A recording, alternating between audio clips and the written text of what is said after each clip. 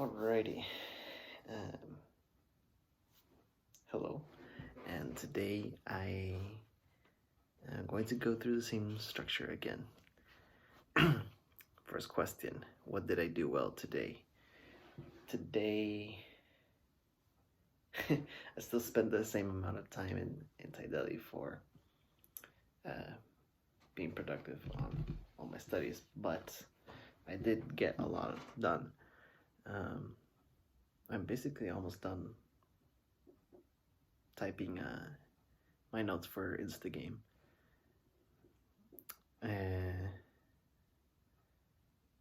Yeah, I only had to finish the other two modules, which are about how to edit your photos. But like the core of Instagame itself, that's already done. So that's a good accomplishment. And yeah, moving forward with the other book, 1 million followers. I can't remember what I typed for that, but you'll probably know more tomorrow. Because I know there were like a bunch of unanswered questions that I had to do. I did not answer them all. Anyways, where were my ethics tested? Today when I was grabbing dinner, I thought about taking my my wash clothes to my sister's dryer, but because the dryer in the house is broken, so we can only wash and then dry it somewhere else. So I was gonna go to my sister's house to dry it. They said no because my clothes were gonna be too smelly from mildew, I guess, because there's so much time waiting between the wash and the dry. But anyways, I wasn't too happy about that, but hey, whatever. To spend $2 on a dryer in town, so I did that. Then went off to grab dinner for my mom and I to Subway. But when I arrived, they were closed for some weird reason. I still don't know what, but probably it's because of the intense storm that there was. The intense snowstorm. It's just normal snow. I don't know why they even closed.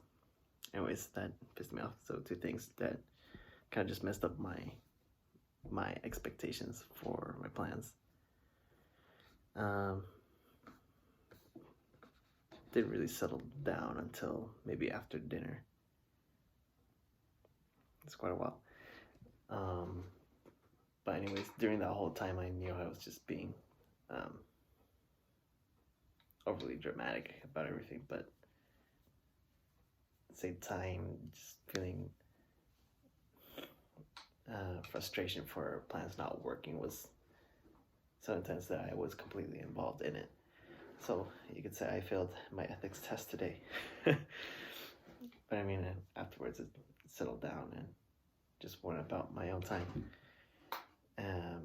Which brings us to the next questions. What did I do bad? Well, I got involved too much with my emotions, which is not in of itself a bad thing, but to remain there while you're conscious that you are there.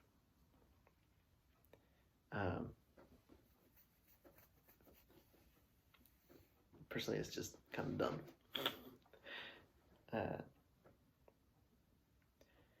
I still don't really know how to get out of an emotion or to see it from an outside perspective and be involved more from that perspective rather than involved in the emotion itself. I don't really know how, but I did start reading this book. Let me show you. Bam. DK Consciousness by Mr. DK Yoo. You might know him as that Korean martial artist who's often compared to Bruce Lee for speed. he wears red clothing and black pants, pretty much. You might have seen it on YouTube. Pretty famous. Anyways, he wrote this book, DK Consciousness. Let me just read you the back here. To observe the nature of an object with absolute clarity of mind, to make the right judgment on a thing and understand the fundamentals. Enlighten the human mind, combining DK Yoo's philosophy, thoughts, science, psychology, hypnosis, Eastern and Western philosophies, and religions into one. This one book will provide you full understanding of all the human minds that religions and philosophers have ever argued. Okay. I mean, so far, I've read the first 4 chapters, and it's just going into basic concepts between objectivity and subjectivity, which is kind of like what I was just talking about, where taking an objective view from my own situation, seeing it like from an outside perspective, lets you see the general idea, the scope of the situation for what's really happening. Like plans didn't work, and felt frustrated by it. That's the basic description of what happened, while being subjective about it means to let's see here, reference to an intensive and deepened analysis and observation. Wait, no, I cannot find the definition he put here, but pretty much is to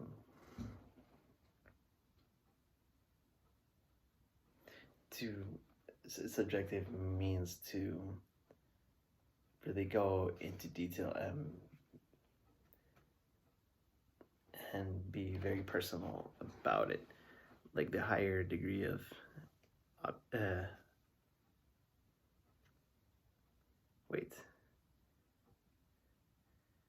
it's going to really acute degree on a specific situation, which inevitably doesn't let you look at the whole picture because you're so focused on one specific thing. In this case, it would have been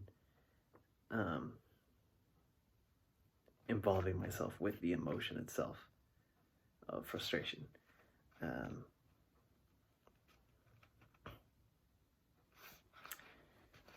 I'll just show you this chart that he has right here. You'll see it. Hopefully it's not backwards with the camera. But the higher the degree of objectivity, the lower the concreteness it is. It's just saying, the more of an outside perspective you have, the less detail you have on the specific situation, but you have better clarity on what's really going on. While the lesser the degree means the more focused that you are, the more concrete that it becomes, any specific detail, which in turn doesn't let you see the whole scope because the degree is so acute. So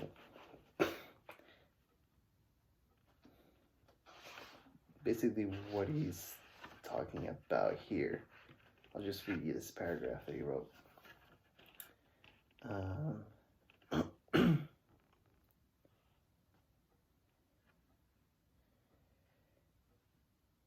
He compares it to taxonomy, which is a system of classifying and naming organisms. So like you have a species, genus, family, order, class, phylum, and kingdom.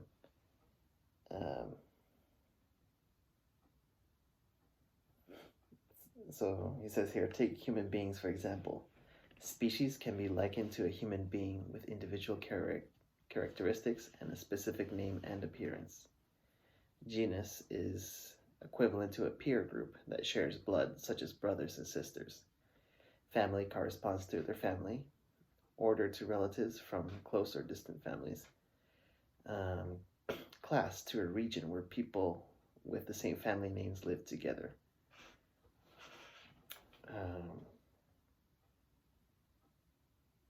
Like a clan, you could say. And then from this level upwards, the individual characteristics become vague and barely identifiable. So the phylum is no more relevant to shared blood, but it represents a city where people with various family names reside. Kingdom can be compared to a larger unit such as a province that includes many cities or a nation. So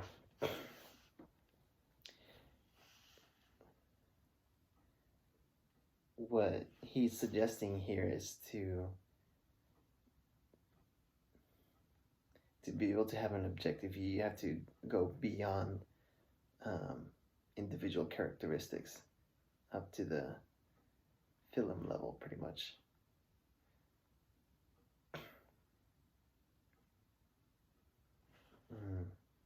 Yeah, basically just being outside of individual characteristics, zooming in and out, to be able to go into detail for something, but have it still going back out to know its place in the overall, in its broader perspective, which is kind of what I'm trying to do here with all of these videos, and going really into a subjective experience to give you the chance to be objective in that sense. Everything that I say and the words that I use, all the experience that I talk about, in one way or another, you can find something that you can relate to, and you're able to empathize with that, to understand it as your own, and seeing it from an objective perspective is to merely describe what happened, what emotions were felt because of it, and what could be done with all of it. So you who is watching this video can do that by yourself. Inevitably, you're already doing that if you're trying to find something of value in this video, something useful. But for myself, this is a daily journal that I'm trying to keep, so I have to do it myself. So, fourth question, how can I improve?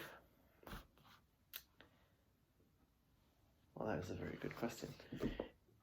Regarding that specific situation of me getting frustrated, that's part of the reason why this book caught my attention today. I'm tempted to just finish reading it, but yeah, the basic solution is to become, or to adopt an even more objective perception when it comes to my basic situations. He has an example here to kind of explain that well. I don't know if I can find it here.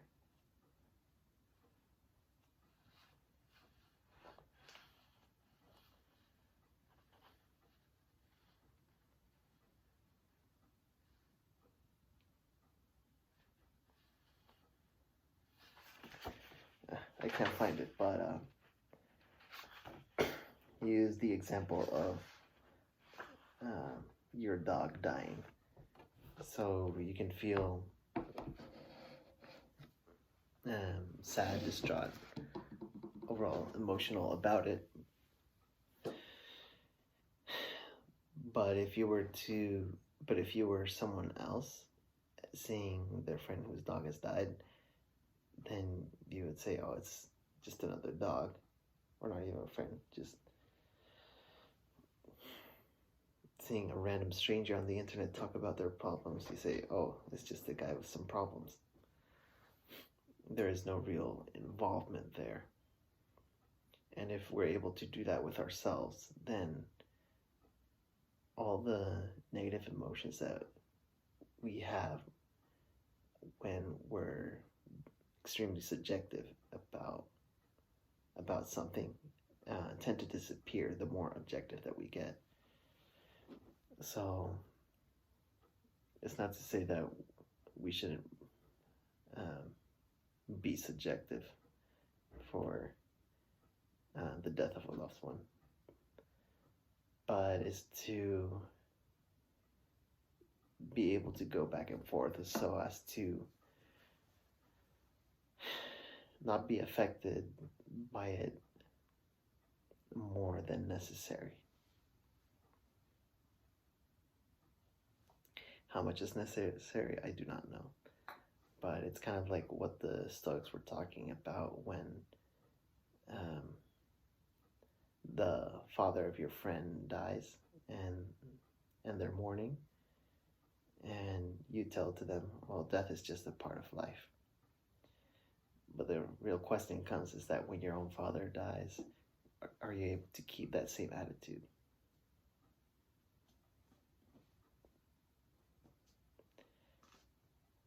And didn't really go into it that much, but I think what the Stoics were getting at with the rest of that story is that that it would be good to maintain that same frame, to let yourself feel whatever you have to feel, but not more than is needed. Pretty much nothing in excess. Again, I do not know how much is necessary and what amount is excess, but I have a feeling this guy will tell me more clues as to finding that out. So that'll be fun.